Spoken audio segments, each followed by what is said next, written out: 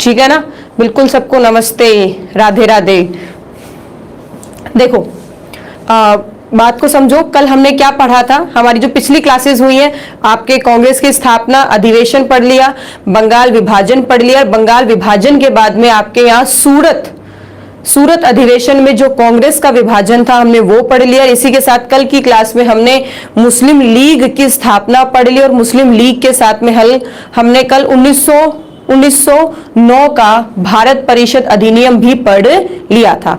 आज हम शुरू करेंगे। देखो बात को समझो, हुआ क्या, आपके यहाँ अगर हम बात करते हैं तो हमने 1919 तक की घटना पढ़ ली थी, ठीक है। 1919 तक की यूं कह के चलो, अगर 1885 से जब से स्थापना हुई है कांग्रेस की, तब से लेकर 1919 तक की हमने घटनाओं पर चर्चा कर ली थी कि इस समय में ये महत्वपूर्ण घटनाएं हुई है। कोशिश कर रही हूं मैं आप सब लोगों को सीक्वेंस में पढ़ा दूं ताकि आपको याद करने में बहुत आसानी रहेगी। इसके बाद ये घटना हुई, इसके बाद ये घटना हुई। अब देखो होता क्या है, 1910 के बाद में सबसे महत्वपूर्ण घटनाओं में से जो घटनाएं आती हैं वो है आपका दिल्ली दरबार।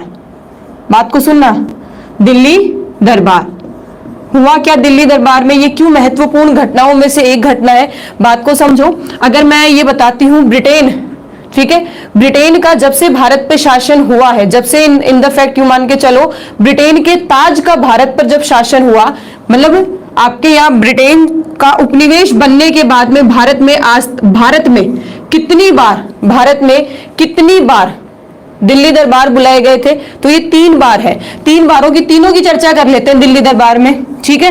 तीनों के बीच में मैंने कहीं पढ़ाया नहीं आपको दिल्ली दरबार, यहां आ गया तो हम क्या करेंगे, तीनों को एक साथ ही पढ़ लेते हैं। तो 1877, 1903 और तीसरा हुआ है 1911। तो सुनना, ये 3 दिल्ली दरबार हुए हैं। हम बात कर रहे हैं 1909 के बाद की घटनाओं की, ठीक है। 1909 में जो आपका अधिनियम आया था, उस अधिनियम के बाद में आपके यहाँ भारत में क्या क्या विशेष घटनाएं हुई है जो कि एग्जाम के पॉइंट ऑफ व्यू से अच्छे क्वेश्चन तैयार करती है। उसमें से एक घटना है दिल्ली दरबार की। दिल्ली दरबार हुआ है 1911 में, परंतु इससे पहले जब आपके यहाँ भारत में 1858 में ताज का शासन लागू हुआ था, 1858 में जो ताज का शासन लागू हुआ था, उस ताज के शासन लागू होने के बाद में दिल्ली दरबार 1877 में बुलाया गया, दूसरा 1903 में बुलाया गया, तीसरा 1911 में बुलाया गया था। क्या हुआ था इन तीनों में, हालांकि हमें बात तो इसकी करनी चाहिए पर तीनों डिस्कस कर लेते हैं। आपको पता होना चाहिए एग्जाम के पॉइंट ऑफ व्यू से, एग्जाम में क्या मालूम क्वेश्चन आई जाए। चलो 1877 में जो दिल्ली दरबार बुलाया गया था, दिल्ली दरबार का यह मतलब होता है दिल्ली में एक तरह से दरबार बुलाया जाना। दिल्ली दरबार का मतलब यही है, दिल्ली में एक तरह से क्या बुलाया जाना, दरबार बुलाया जाना, पूरी दिल्ली को सजाया जाना, उसे एकदम से तैयार किया जाना, उसमें बहुत सारे धन और पैसा बहुत ज्यादा खर्च होता था। अब हुआ क्या, ये जो 1877 का जो दिल्ली दरबार है, इस दिल्ली दरबार में महारानी जो विक्टोरिया थी, ठीक है, महारानी विक्टोरिया को साम्राज्ञी घोषित किया गया था। पहली बात तो ये कि भाई सम्राट, महाराजा होते हैं तो हम सम्राट बोलते हैं, और अगर महारानी है तो हमने साम्राज्ञी कह दिया, तो इसे साम्राज्ञी घोषित किया गया था और इन्हें केसरी हिंद की उपाधि दी गई थी। तो ये एग्जाम में ध्यान रखना, महारानी विक्टोरिया को केसरी हिंद की उपाधि किस दिल्ली दरबार में या कब दी गई थी, तो ये कौन सा था, भारत का ताज पर, मतलब ताज का जो है वो भारत पर शासन होने के बाद पहला जो दिल्ली दरबार हुआ था 1877 में, उसमें महारानी विक्टोरिया को साम्राज्ञी घोषित किया गया था। इसी के साथ में उन्हें केसरी हिंद की उपाधि दी गई थी। ये पहली बात हुई। चलो 1903 का जो दिल्ली दरबार है वो क्यों आयोजित हुआ है, 1903 का जो दिल्ली दरबार आयोजित होने के पीछे कारण था वो ये था, इंग्लैंड के बादशाह एडवर्ड 7 का ताजपोशी करने की घोषणा हुई थी, ठीक है। इस दिल्ली दरबार में क्या था, कुछ नहीं था, इंग्लैंड के, आपके भाई ब्रिटेन की एक ही बात है, इंग्लैंड के बादशाह एडवर्ड 7 की ताजपोशी की घोषणा की गई थी, और ताजपोशी की गई थी किसके अंदर, इस दिल्ली दरबार के अंदर, जिसमें फिर खूब पैसा, खूब धन खर्च हुआ था, केवल प्रदर्शन मात्र था और कुछ विशेष काम नहीं था, कहते ना एक तरह से दिखावा था, पूरा का पूरा दिखावा था। इसमें क्या हुआ था, इंग्लैंड के बादशाह एडवर्ड 7 की ताजपोशी की घोषणा हुई थी और कुछ भी नहीं था। तीसरा जो है जो आपके एग्जाम के लिए बहुत ज्यादा इंपॉर्टेंट है, यही अच्छे क्वेश्चन तैयार करेगा। क्या हुआ इसमें, सुनना। 1911 का जो दिल्ली में दरबार बुलाया गया था, उस वक्त आपके यहाँ शासन कौन था, किसके हाथ में था भारत? Lord Harding. ठीक है, वायसराय कौन था? Lord Harding. तो लॉर्ड हॉर्डिंग के कार्यकाल के दौरान आपके यहाँ दिल्ली दरबार बुलाया गया। इसको तीसरा दिल्ली दरबार कहते हैं, तीसरा दिल्ली दरबार कहते हैं। इस दिल्ली दरबार में हुआ क्या था? इस दिल्ली दरबार के अंदर आपके यहाँ ब्रिटेन से, ब्रिटेन के राजा या ब्रिटेन के बादशाह जॉर्ज पंचम व महारानी मैरी जो थे वो दिल्ली आए थे। वो कहाँ आए थे? दिल्ली आए थे। बात को सुनो, क्या हुआ था? लॉर्ड हॉर्डिंग जो थे उस वक्त वायसराय थे, ठीक है, और आपके यहाँ जॉर्ज पंचम जो है, जॉर्ज पंचम अपनी बीवी महारानी मैरी के साथ में दिल्ली आए थे। सबसे पहले ये आपके बंबई के जो बंदरगाह था वहां उतरे थे ये, और उसके बाद में 12 तारीख क्या थी? अगर तारीख की बात करें तो हम 12 दिसंबर 1911 को कहां पहुंचे? दिल्ली दरबार में पहुंचे। दिल्ली को बहुत प्यारा सजाया गया था, उस पर खूब पैसा खर्च किया गया था, ठीक है, बहुत सारे लोग इकट्ठा हुए थे। और यहाँ जॉर्ज पंचम ने 2 महत्वपूर्ण घोषणाएं की थी जो एग्जाम में सबसे अच्छे क्वेश्चन तैयार करती है। और वो 2 घोषणाएं कौन थी? जॉर्ज पंचम के द्वारा 2 महत्वपूर्ण घोषणाएं की गई थी। पहली घोषणा थी बंगाल का विभाजन रद्द कर दिया जाए।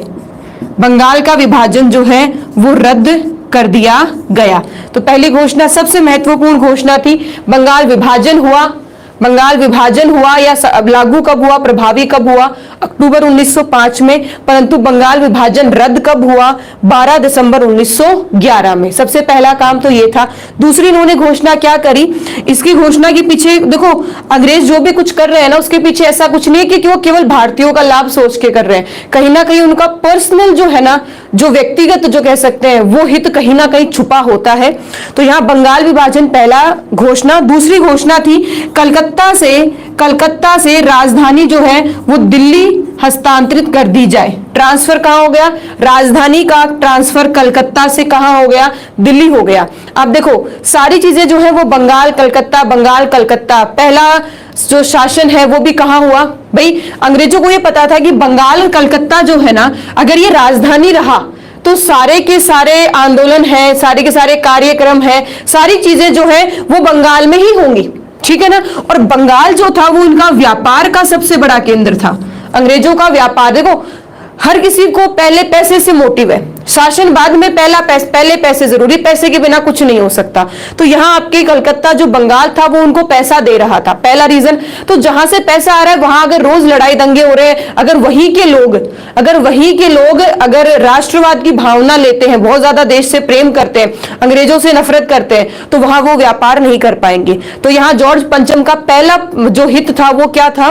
कलकत्ता से दिल्ली ट्रांसफर कर दी जाए। क्यों? क्योंकि कलकत्ता में केवल व्यापार हो, आपके यहाँ जो भी आंदोलन, जो भी क्रांति या जो कुछ भी हो, वो सारा कहां हो? दिल्ली होता रहे, ठीक है, दिल्ली होता रहे। हमारा व्यापार, हमारा पैसा जो है वो कलकत्ता में क्या रहे? सेफ होना चाहिए। पहला रीजन। दूसरा रीजन ये था, जॉर्ज पंचम को ये पता था कि मुसलमान जो है वो अंग्रेजों के प्रति बहुत ज्यादा निष्ठावान है। मैंने कल ही पढ़ाया था। मुस्लिम लीग जो थे, उनका सबसे पहला उद्देश्य था अंग्रेजों के प्रति क्या होना? निष्ठावान होना, ठीक है, अंग्रेजों के प्रति क्या होना? निष्ठावान होना एक तरह से। तो देखो यहां उन्हें जैसे ही उन्होंने दिल्ली राजधानी को ट्रांसफर किया तो अंग्रेजों ने एक तरह से मुसलमानों को एक और उद्देश्य दे दिया, जिससे मुसलमान जो है वो अंग्रेजों के प्रति निष्ठावान रहे। और वो एक और तरीका या एक और रीजन क्या था? वो था दिल्ली में मुगलों का शासन था, दिल्ली में मुसलमान थे, ठीक है, और मुगलों का शासन था जो पूरे भारत में शासन करते थे। और अगर वापस दिल्ली को ही, ध्यान से सुनना, अगर वापस दिल्ली को ही राजधानी बना दिया जाए तो एक तरह से मुगलों का या जो मुसलमानों का जो शासन था उसका सम्मान करना था, ठीक है। अगर दिल्ली में राजधानी शिफ्ट कर दी तो मुसलमानों के शासन को सम्मान देना था, जिससे मुसलमान जो है वो अंग्रेजों के प्रति और ज्यादा निष्ठावान हो गए। तो कुछ चीजें दिमाग में क्लियर करूं, जैसे कि अभी बच्चा कह रहा है कि मैम 1912 में 1912 में जो है वो राजधानी जो है वो शिफ्ट हुई थी।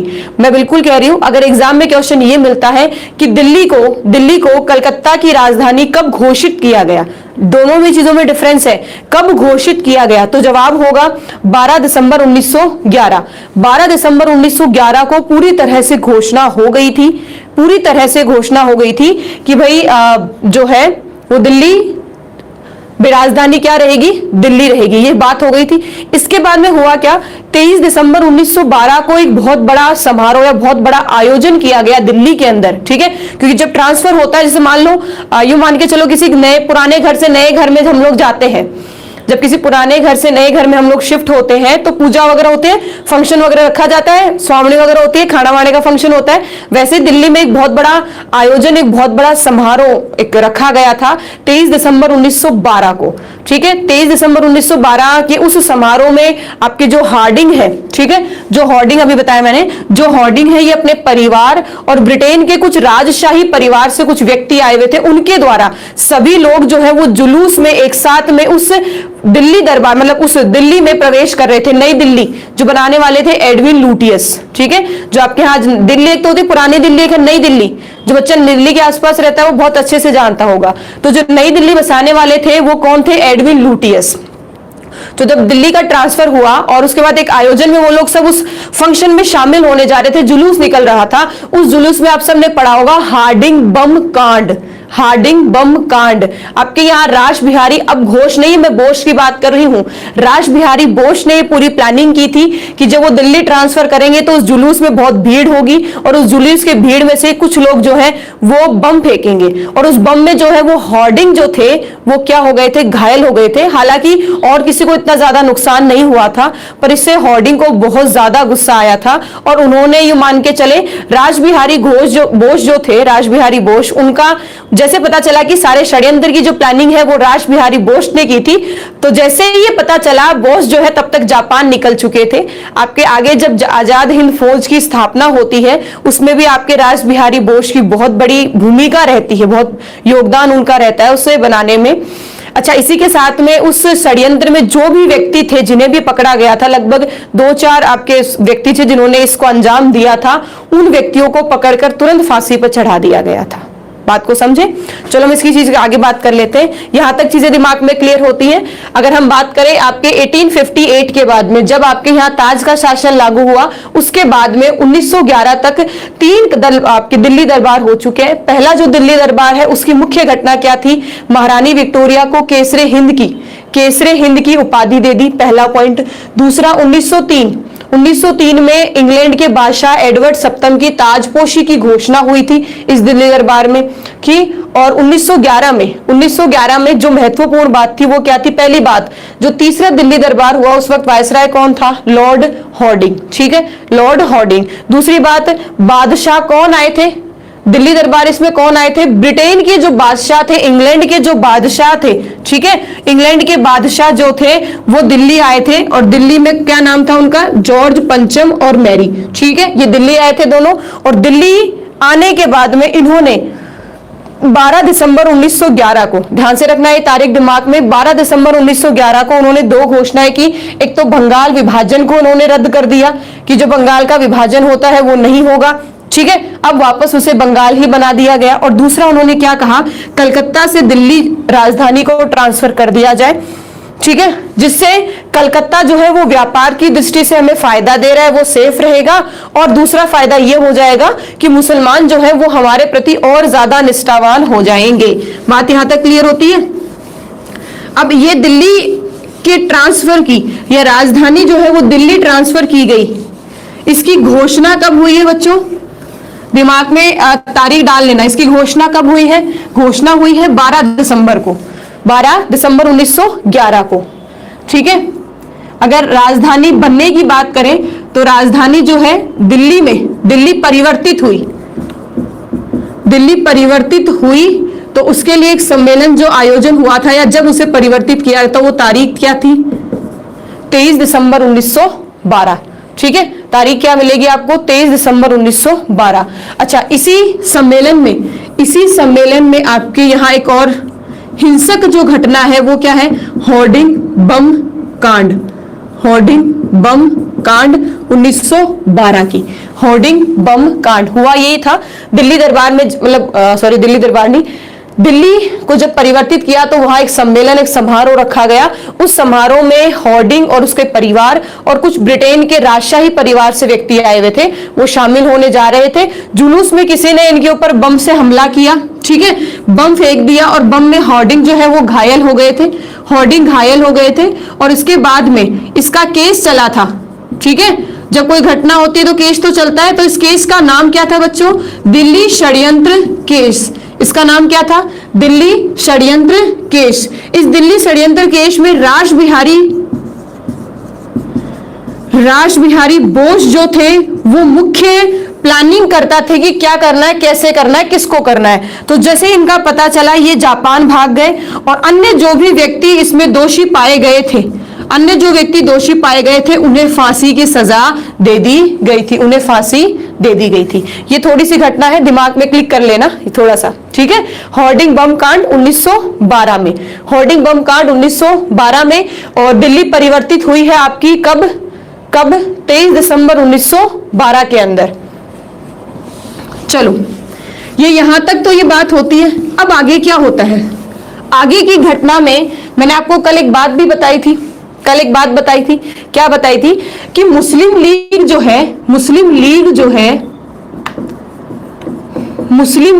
है वो उन्होंने अपना अलग दल बना लिया, वो अलग हो गए, ठीक है, अलग से वो काम कर रहे हैं। परंतु आगे चलकर, ध्यान से सुनना, ये आगे चलकर जो है वो लखनऊ समझौते में ये हमारे साथ खड़े होंगे, लखनऊ समझौते में ये हमारे साथ खड़े होंगे। ऐसा क्यों होगा? मुस्लिम लीग जो है वो बाद में, मतलब जो मुस्लिम लीग अंग्रेजों के प्रति बहुत ज्यादा निष्ठावान थी और अंग्रेज भी इस चीज का पूरा ध्यान रखे हुए थे कि मुसलमानों की जो निष्ठा अंग्रेजों पर बनी है वो टूटनी नहीं चाहिए, तभी उन्होंने सांप्रदायिक निर्वाचन, मुसलमानों का पृथक सांप्रदायिक निर्वाचन की व्यवस्था उन्होंने लागू करी। तो अंग्रेजों ने पूरी कोशिश करी कि मुसलमानों को कैसे जैसे अलग रखा जाए और खुश रखा जाए। अगर ये मुसलमान नाराज हुए तो नाराजगी में क्या होता है, जैसे अगर नाराज होते हैं तो नाराजगी में सबसे पहले घर वाले याद आते हैं, ठीक है ना। तो यहाँ यही हुआ, अगर मुसलमानों को हमने नाराज कर दिया तो मुसलमान वापस जो है वो कांग्रेस के साथ या अपने हिंदू भाइयों के साथ जाकर मिलेंगे, ठीक है ना, हिंदू भाइयों के साथ जाकर मिल लेंगे। तो यहां मेरा क्या होगा? तो अंग्रेजों ने इन्हें खुश करने की बहुत कोशिश की, परंतु देखो गड़बड़ क्या हुई। मुस्लिम लीग के अलग होने के कारणों की अगर मैं बात करती हूं तो मुस्लिम लीग जो है वो आपकी ब्रिटेन सरकार से अलग क्यों हुई, कारण क्या थे? तो सबसे पहला कारण था बंगाल विभाजन। सबसे पहला कारण क्या था बच्चों? बंगाल विभाजन। क्योंकि बंगाल के विभाजन से पहले तो सब नाराज थे, पहले तो क्या थे, हम सब नाराज थे, ठीक है, परंतु बाद में सब लोग, मुसलमान जो है वो खुश हो गए थे। बाद में मुसलमान जो थे वो खुश हो गए थे कि भाई अच्छा किया, हमें अलग कर दिया, अब हमारा अलग से हमारा काम करेंगे, कोई दिक्कत नहीं है। अब जैसे ही 1911 में बंगाल का विभाजन रद्द कर दिया तो बंगाल विभाजन रद्द करने से इनको गुस्सा आया, बोले ये क्या तमाशा लगा रखा है, कभी अलग कर देते हो, अब एक साथ कर दिया, ठीक है। तो बंगाल विभाजन से ये बहुत ज्यादा नाराज थे। चलो, दूसरा रीजन जो सबसे बड़ा रीजन था, दूसरा कारण जो सबसे बड़ा कारण था, और दूसरा सबसे बड़ा कारण क्या था? पहला विश्व युद्ध। चलो बताओ मुझे, पहला विश्व युद्ध कब हुआ है? इस चीज का जवाब तो दे सकते हो ना? शिवशंकर, बंगाल विभाजन कब क्या हुआ? मैं सारी चीजें बहुत ज्यादा डिटेल में समझा चुकी हूं, यहां इस चीजों को रिपीट नहीं करो, क्योंकि देखो मैं कौन से सन में चल रही हूं। अगर हम बात करें तो मैंने आपको बताया 1910 या 1909 के बाद की घटनाओं की बात कर रही हूं मैं, ठीक है, 1910 के बाद की घटनाओं की बात कर रही हूं। तो 1905 में बंगाल विभाजन हुआ है, ठीक है, तो उसकी चर्चा हम बहुत पहले कर चुके हैं, आप पुराने वाली वीडियोस देख लो। अच्छा, क्या बात है, सब होशियार बच्चे हो। 1914 से लेकर 1918 में पहला विश्व युद्ध हुआ, ठीक है। इस पहले विश्व युद्ध में होता क्या है, ऐसा क्या हुआ कि पहले विश्व युद्ध के दौरान या पहले विश्व युद्ध का परिणाम या पहले विश्व युद्ध की जो गतिविधियां हैं उनको देखकर जो है वो मुसलमान जो है वो भारतीयों की तरफ वापस लौट आए, अंग्रेजों के प्रति उनकी निष्ठा खत्म हो गई। क्या हुआ इस पहले विश्व युद्ध की बात करें तो इसमें एक तो आपके थे मित्र राष्ट्र और एक थे आपके सेंट्रल पावर के जो थे ना, जैसे कि अगर हम बात कर लेते हैं इधर तो ब्रिटेन है, आपकी अमेरिका है, फ्रांस है, ठीक है, ये कुछ देश एक तरफ थे। और अगर मैं दूसरी तरफ की बात करूं तो जर्मनी है, ऑस्ट्रिया है, जर्मनी है, ऑस्ट्रिया है, आपकी तुर्की है, ठीक है। इस तरह करके दूसरे और राष्ट्र हैं। यहां मैं पहला विश्व युद्ध नहीं पढ़ा रही हूं, ठीक है, इसलिए मैं ज्यादा डिटेल में नहीं लूंगी। देखो बात को, ये मित्र राष्ट्र है और ये सेंट्रल पावर के कुछ देश हैं। होता क्या है, ये ब्रिटेन जो है, ये हमारा जो भाई भारत का कोई रोल नहीं है, भारत जो है इसका कोई रोल नहीं है, परंतु ब्रिटेन जो है उसमें भारत जो है वो ब्रिटेन का उपनिवेश है, एक तरह से उपनिवेश है। तो ब्रिटेन अपने जितने भी संसाधन है वो कहां से लेगी, भारत से लेगी। सैनिक कहां से जाएंगे, भारत से जाएंगे, ठीक है। और भी अगर मान लो कोई कर लेना है, कोई पैसा है या किसी भी चीज की पूर्ति करनी है, और भी अन्य किसी चीज की पूर्ति करनी है, किसी सामान की, व्यक्तियों की, किसी भी चीज की, तो कहां से होगी, भारत से होगी, क्योंकि ब्रिटेन के पास तो ऑप्शन था। अब होता क्या है, ब्रिटेन जो तुर्की के साथ जो व्यवहार करता है ना, उससे मुसलमान नाराज हो जाते हैं। मैंने आपको कल कहा था ना कि मुसलमानों में ऐसी कौन सी ऐसी घटना हुई थी जो मुस्लिम लीग को भारतीयों की ओर ले आई थी, ठीक है। मुस्लिम लीग जो है वो कांग्रेस के साथ आकर मिल गई थी, मुस्लिम जो है वो हिंदुओं के साथ वापस एकजुट हो गई थी, हिंदू मुस्लिम भाई भाई के नारे लगा रहे थे। क्यों? क्योंकि ये सबसे बड़ा रीजन था। इस पहले विश्व युद्ध में ब्रिटेन और तुर्की, हम मुख्य इनकी बात कर लेते हैं क्योंकि बाकी चीजों से हमें मतलब नहीं है। तुर्की जो है, ठीक है, बिल्कुल सही लिख रहे हैं, तुर्की के खलीफा का बहुत बड़ा अपमान जो है वो किसने किया, ब्रिटेन ने किया। और तुर्की का जो खलीफा है इसका सम्मान जो है विश्व के सभी मुसलमान करते हैं। खलीफे को जो तुर्की का जो खलीफा था, इसका सबसे बड़ा सम्मान जो है पूरे विश्व के जो मुसलमान हैं वो इसका क्या करते हैं, सम्मान करते हैं। ईसाई धर्म की एक तरह से पीठ, एक तरह से स्थापना यहां से मानी जाती है, ठीक है। इस्लाम धर्म की स्थापना या इस्लाम धर्म का मुख्य धार्मिक केंद्र तुर्की को माना जाता है। और उस तुर्की का अपमान, उस तुर्की के साथ में युद्ध और उस तुर्की के साथ दुर्व्यवहार कौन कर रही है, ब्रिटेन कर रही है।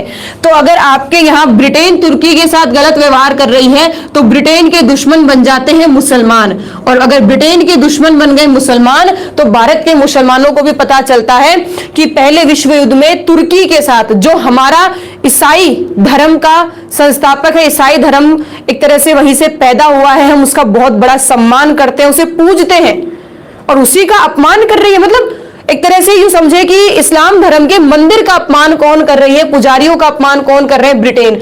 तो यहां मुस्लिम लीग जो है वो इस अपमान को देखते हुए, ध्यान से सुनना, इस अपमान को देखते हुए आपके यहां 1916 में लखनऊ समझौते में आकर आपके साथ हाथ मिला लेती है। क्यों? क्योंकि उन्हें लगता है कि मुसलमान मतलब ब्रिटेन, अंग्रेजों का असली चेहरा हमने देख लिया, वो तो केवल हमें राजी कर रहे हैं, उन्हें मुसलमानों से कोई मतलब नहीं है, केवल हम लोगों को अलग करने के लिए इन्होंने सारी प्लानिंग की है। बाकी जो है ये तुर्की का सम्मान नहीं करते, इसका मतलब ये मुसलमानों का सम्मान नहीं करते, और मुसलमानों का सम्मान नहीं करते तो ये हमारा भी सम्मान नहीं करते। इसलिए हम हैं अब अंग्रेजों के सपोर्ट में नहीं रहेंगे, हम वापस हमारे हिंदू भाई भाई के साथ जाकर बैठेंगे। बात यहां तक समझ में आती है? ठीक है। तो ये पहला विश्व युद्ध था जिसने मुसलमानों को, दिमाग बुरा मत मानना अगर कोई है तो, जिसने मुसलमानों को अक्ल दी, उनके दिमाग के घोड़े चलाए कि भाई देखो पहले विश्व युद्ध में तुर्की के साथ ये हो रहा है, ठीक है, तो मुसलमानों का सम्मान तो वैसे भी नहीं कर रहे अंग्रेज, तो हम क्यों अंग्रेजों के साथ रहे, हम भी तो अंग्रेजों का क्या करेंगे, बगावत करेंगे, विरोध करेंगे, हम अब कांग्रेस के साथ जाकर वापस मिलेंगे। बात यहां तक क्लियर होती है? चलो,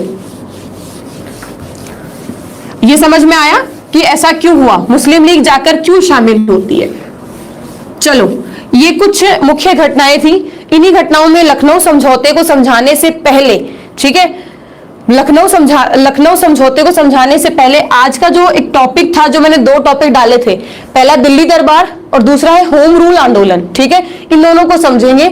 लखनऊ समझौता हम होम रूल आंदोलन के बाद पढ़ेंगे, तो बात को समझो। अगला जो हमारा टॉपिक है होम रूल लीग आंदोलन, होम रूल लीग आंदोलन 1916 हुआ क्या, इसे क्यों इसकी स्थापना की गई, क्यों इसकी स्थापना की गई, क्या इसके उद्देश्य थे, कौन कौन इसमें सदस्य थे और किन्होंने इस पर काम किया और किन्होंने क्यों किया। हम हमेशा एक चीज पढ़ते हैं, होम रूल आंदोलन शुरू किया एनी बेसेंट तिलक ने, ठीक है, और उन्होंने काम किया और खत्म कहानी। होम रूल को हम बहुत ज्यादा शॉर्ट में पढ़ते हैं। देखो होम रूल जो है उसका काम ज्यादा नहीं चला, वो अंत तक काम नहीं कर पाए, इसके पीछे रीजन भी है, पतन जल्दी हो गया, कारण भी बताऊंगी, कोई टेंशन नहीं है इसमें, ठीक है, ज्यादा लंबा नहीं चला था होम रूल लीग आंदोलन। तो सबसे पहले बात आती है होम रूल लीग जो है इसकी स्थापना कहां से हुई है, ये शब्द हमने कहां से लिया, ठीक है, और इस शब्द का या ये आंदोलन सबसे पहले कहां शुरू हुआ और इसे शुरू करने वाला व्यक्ति कौन था। तो होम रूल, इस शब्द से हमें पता चल रहा है होम का मतलब घर, शासन, गृह शासन, ठीक है, गृह शासन का मतलब घर अपना होता है, एक तरह से स्व शासन। होम रूल अगर शब्द को पकड़े तो होम में रूल मतलब घर में शासन, घर में शासन मतलब स्व शासन, अगर हमारा घर तो हमारा ही शासन होना चाहिए हमारे घर के ऊपर। होम रूल का मतलब समझ गए, ठीक है। हुआ क्या, ये जो होम रूल है, ये होम रूल आंदोलन की अगर हम बात करते हैं तो ये आयरलैंड में मुख्यतः ज्यादा प्रचलित रहा। और आयरलैंड के जो लोग थे, भाई आयरलैंड पे भी ब्रिटेन का ही उपनिवेश था, आयरलैंड के जो लोग थे उन्होंने होम रूल की बात की, मतलब भाई आप जो है, होम रूल का मतलब है महारानी तो सर्वोपरि रहेगी, ब्रिटेन की महारानी या महाराज जो भी है, ताज ऊपर रहेगा, परंतु ये जो हमारा घर है इस घर में स्वशासन होगा, घर में क्या होगा, स्वशासन होगा। और ये आंदोलन आयरलैंड में शुरू किया गया, ये शब्द आयरलैंड में इंट्रोड्यूस किया गया और इस आंदोलन को शुरू करने वाला था रेमांड, ठीक है, रेमांड जो है उन्होंने इसे आयरलैंड में शुरू किया था। और इस बात को, ये जो सारी गतिविधि आयरलैंड में रेमांड जो कर रहे हैं होम रूल को लेकर, ये सारी गतिविधि देखती है कौन, एनी बेसेंट। कौन देखती है, एनी बेसेंट, क्योंकि एनी बेसेंट जो है वो निवासी कहां की है, एनी बेसेंट निवासी कहां की, आयरलैंड की। और बच्चा देखो, जो चीज आप घर में देखते हो, जो चीज आप घर में देखते हो, आप चाहते हो भाई इस आयरलैंड के इस होम रूल आंदोलन से उन्होंने क्या किया था, स्वशासन प्राप्त किया था। तो एनी बेसेंट का उद्देश्य यही था, एनी बेसेंट का उद्देश्य यही था कि भारत में भी होम रूल जैसा आंदोलन चलाया जाए, ठीक है, होम रूल जैसा आंदोलन चलाया जाए, जिससे कि भारत में भी स्वशासन डेवलप हो, ठीक है।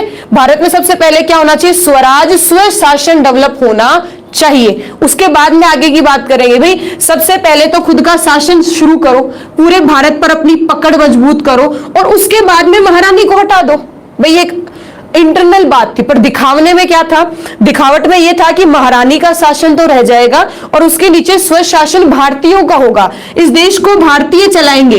हाँ, ऑर्डर जो है वो ऊपर महारानी से आ जाएंगे, कोई दिक्कत नहीं है, पर उस ऑर्डर को पालन करना, उस ऑर्डर को लागू करना, उस ऑर्डर पे काम करना, उस ऑर्डर पे सारी व्यवस्थाएं स्थापित करना कौन करेगा, भारतीय करेंगे, ठीक है। ये था होम रूल। तो बात को समझे, मैंने कुछ नहीं बताया, मैंने ये कहा होम रूल जो है वो आयरलैंड में रेमांड द्वारा शुरू किया गया था और आयरलैंड की एक निवासी महिला थी जिसका नाम था एनी बेसेंट। एनी बेसेंट ने इस होम रूल आंदोलन को पूरा अपनी आंखों के सामने देखा था और ये चाहती थी कि होम रूल आंदोलन जो है वो भारत में भी संचालित किया जाए। अब देखो होता क्या है, एनी बेसेंट ये सोच रही है और हुआ क्या, देखो लक कितना साथ में काम करता है। हुआ क्या, इसके पीछे की घटना बताते हैं। देखो हुआ क्या, 1905 बंगाल विभाजन से भारत टूट गया, 1906 में खटपट शुरू हुई और 1907 में सूरत का विभाजन होते ही, मतलब सूरत में कांग्रेस का विभाजन होते ही नरम दल भी कुछ काम नहीं कर सकता, गरम दल भी कुछ काम नहीं कर सकता।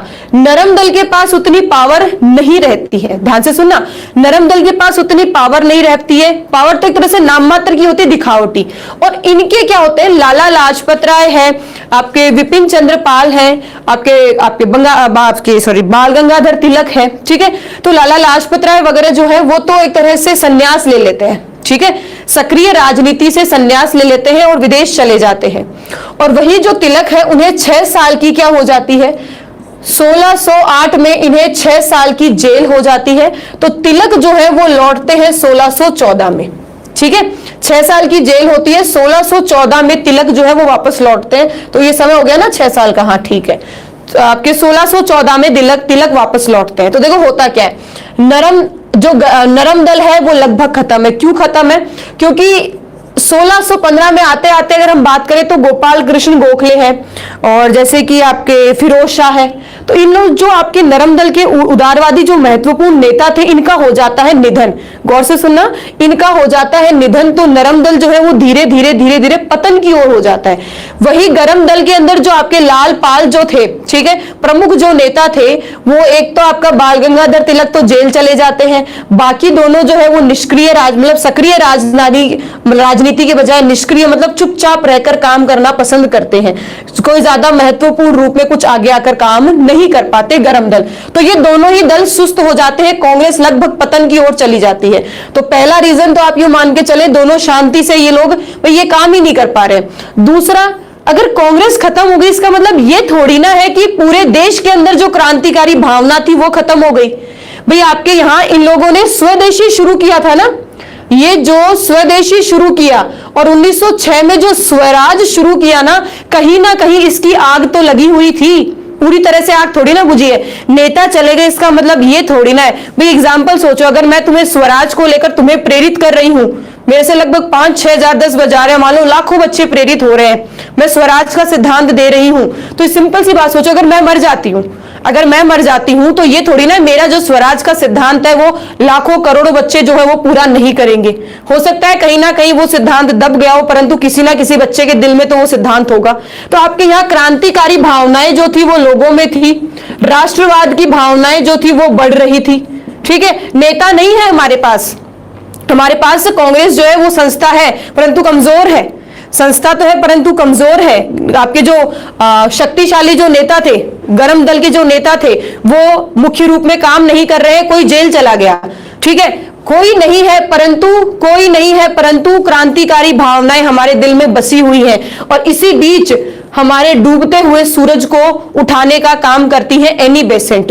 एनी बेसेंट जो है वो आगे आकर काम करती है। एनी बेसेंट ने 1915 का जो कांग्रेस अधिवेशन है उसमें होम रूल की बात रखी थी। गौर से सुनना, होम रूल की बात रखी थी, परंतु 1915 में उनकी बात को इतना तवज्जो नहीं दिया गया।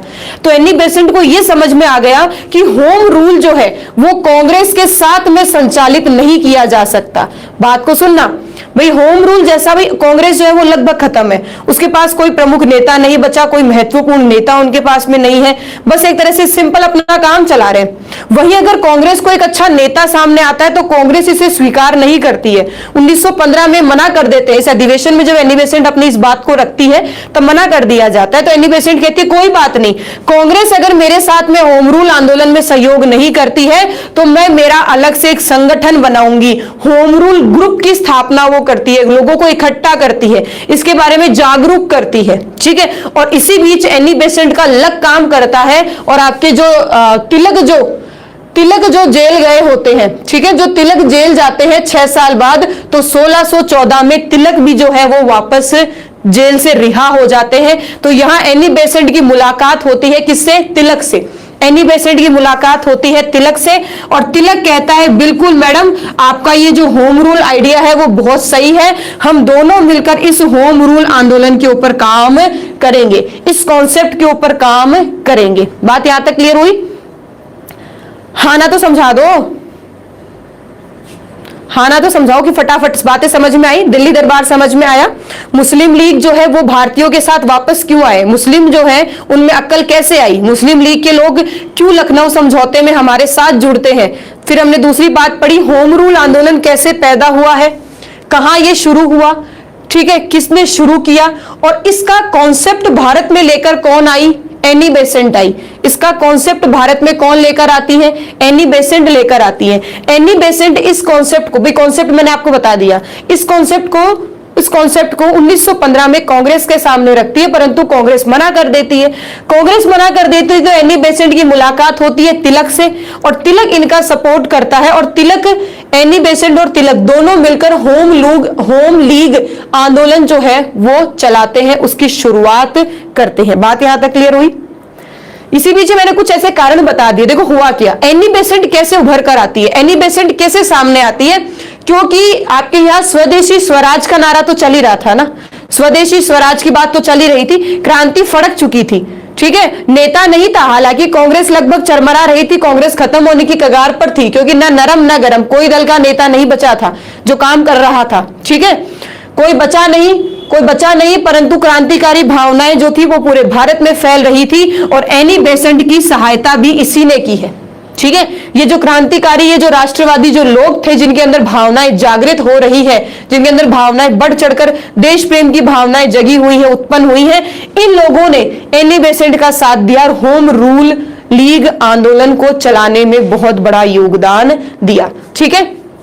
अब देखो, अच्छा एक बात और है, लास्ट में बताऊंगी नोट लगा के, अभी नहीं, पहले एनी बेसेंट को ही पढ़ेंगे पूरा। अब देखो, अगर हम यहां बात करें तो एनी बेसेंट के साथ में कौन मिल जाते हैं? तिलक मिल जाते हैं। तो बाल गंगाधर तिलक जो है वो दोनों मिलकर, एनी बेसेंट और बाल गंगाधर तिलक दोनों मिलकर होम लीग आंदोलन में मुख्य भूमिका निभाते हैं। तो दो व्यक्ति कौन है यहाँ? आइडिया किसका, कॉन्सेप्ट किसका? एनी बेसेंट का। और इसको सबसे पहले चलाया किसने, शुरुआत किसने की, इंट्रोड्यूस किसने किया? बाल गंगाधर तिलक ने, बाल गंगाधर तिलक ने, ठीक है, बाल गंगाधर तिलक ने। अच्छा ये चीज आप सबको पता होनी चाहिए, बाल गंगाधर तिलक तो भारत से ही थे, ठीक है, बाल गंगाधर तिलक जो थे वो भारत से ही थे, एनी बेसेंट बाहर से आई थी। तो सबसे पहली बात है, होम रूल लीग आंदोलन शुरू होने के कारण क्या थे? होम लीग आंदोलन को शुरू करने के पीछे कारण क्या रहे, कारण क्या थे? तो सबसे पहला जो कारण था वो था 1909 का मार्ले मिंटो अधिनियम। ये जो मार्ले मिंटो अधिनियम था, इससे जो थी जनता संतुष्ट नहीं थी, पहला कारण ये था। दूसरा कारण क्या था? पहला जो विश्व युद्ध हुआ, अभी मैंने आपको बताया, ठीक है, पहला जो विश्व युद्ध हुआ था, इस पहले विश्व युद्ध की हम बात करें तो सैनिक किसके, भारतीय सैनिक सबसे ज्यादा मारे गए। संसाधनों का उपयोग सबसे पहले सबसे ज्यादा संसाधनों का प्रयोग कहां से हुआ? भारत से हुआ, ठीक है। इसी के साथ में जितने भी कर टैक्स थे उनकी रेट बढ़ा दी। तो ऊंचा जो टैक्स है, ऊंचा कर, सबसे ज्यादा टैक्सेस कहां से लिए गए? भारत से निकाले गए। कहते हैं ना भाई, युद्ध में है ना नुकसान होगा तो भारत को भरपाई करनी पड़ेगी, किसी चीज की कमी होगी तो भारत को देनी पड़ेगी, कोई गुस्सा होगा तो भारत को झेलना पड़ेगा। महंगाई की जो मार थी, ठीक है, महंगाई जो थी वो मार किसको झेलनी पड़ी? भारत को झेलनी पड़ी। इसी के साथ में देखो हुआ क्या भाई, इन सारे ये जो आंदोलन थे, इन्होंने जनता को जगाया। इन्होंने क्या किया? जनता को जगाया, जनता की आंखें खोली कि पहले विश्व युद्ध में हमने अंग्रेजों का साथ दिया और अंग्रेजों ने हमारे साथ ये किया। जहां कहीं भी ऐसा होता ना कि भाई कि अगर हम ऐसा कुछ करेंगे तो इससे कुछ सैनिक तो मारे जाएंगे, कई बार होता है ना युद्ध में पता होता है कि अगर आपको ऐसा कुछ करना है तो उसमें सैनिक इस क्षेत्र में, इस जगह तो मारे जाएंगे। वहां कौन सबसे आगे कौन खड़े होते? भारतीय सैनिक खड़े होते, ठीक है। हमारे यहाँ के संसाधनों का पूरी तरह से दोहन किया, पूरा यूज जो है वो हम युद्ध में नहीं है, हमने युद्ध नहीं किया, हमने युद्ध चालू नहीं किया, हम युद्ध में शामिल भी नहीं है, हमें युद्ध से मतलब भी नहीं है। जबरदस्ती हमें युद्ध में घसीटा गया, हमारा नाम नहीं आया परंतु हमें पूरा निचोड़ लिया गया। युद्ध से जितना नुकसान एक देश को होता है, हम बिना युद्ध में शामिल हुए हमारे देश को उससे दुगुना नुकसान हुआ। ब्रिटेन को इतना नुकसान झेलने को नहीं मिला जितना कि भारत को मिला, ठीक है। व्यक्तिगत मतलब मनुष्य के रूप में, संसाधनों के रूप में, सभी चीजों में विकास को लेकर हम पिछड़ गए। अब देखो ये सारी चीजें हुआ क्या? अब हमारे साथ में हमारा नसीब इतना अच्छा था, 1983 में आपको मैंने पढ़ाया था, थियोसॉफिकल सोसाइटी की स्थापना हुई थी। थियोसॉफिकल सोसाइटी की स्थापना हुई थी, पढ़ाया था मैंने। थियोसॉफिकल सोसाइटी की स्थापना हुई थी। उस स्थापना में 1983 में एनी बेसेंट जो है, ठीक है, स्थापना थोड़ी पहले हो गई थी। एनी बेसेंट जो है स्थापना लगभग 1875 में मैंने बताई थी आपको। उसमें अगर हम बात करें तो 1893 में एनी बेसेंट जो है वो थियोसॉफिकल सोसाइटी के अध्यक्ष के रूप में भारत आती है। कब आती है? 1893 में एनी बेसेंट इस सोसाइटी की अध्यक्ष बनकर भारत आती हैं और भारत आने के बाद में इनका काम जो है वो कहां रहा, मद्रास में, कहा, अड़ियार। काम कहां रहा, मद्रास, अड़ियार में। मैंने पढ़ाया था आप लोगों को, अगर थियोसॉफिकल सोसाइटी याद आ रही है तो ये सारी चीजें याद आएंगी। तो देखो दूसरा कारण क्या रहा, 1893 में एनी बेसेंट भारत आती है, मद्रास साइड में, अड़ियार में वो काम कर रही है, सोसाइटी काम कर रही है ये, ठीक है, ये सोसाइटी काम कर रही है। परंतु एनी बेसेंट जो है उसके दिमाग में एक आइडिया आता है कि ये लोग जो राष्ट्रीय आंदोलन कर रहे हैं, ये जो आंदोलन कर रहे हैं, इस राष्ट्रीय आंदोलन में अगर होम रूल लीग हो, ध्यान से सुनना, कॉन्सेप्ट किसका, एनी बेसेंट का, आइडिया किसका, एनी बेसेंट का, ठीक है, और इसमें सबसे बड़ा योगदान जो है वो भी एनी बेसेंट का। इसे भारत में शुरू करने का योगदान, श्रेय भी किसको देंगे, एनी बेसेंट का।